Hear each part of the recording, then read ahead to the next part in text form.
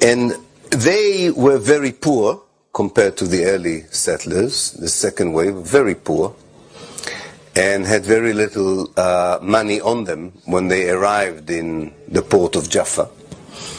They knew nothing about how farming and agriculture, because as you know, Jews in Russia and Eastern Europe were not allowed to work on cultivation of land, and had nowhere to stay, and didn't know how to make a living for themselves in the new country called Palestine.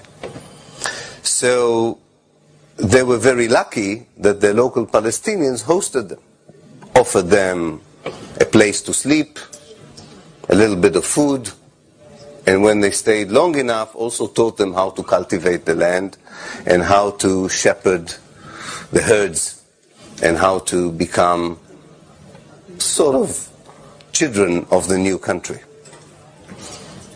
But at night, these settlers, under the candlelight, wrote diaries. They were obsessive diarists. They wrote a lot of, every day they wrote in a diary, which is good for the historian. They wrote about everything.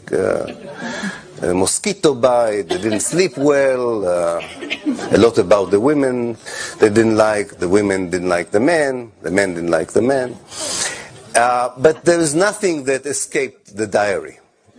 And in those diaries, in those entries to the diaries, they write about their greatest disappointment to be in Palestine.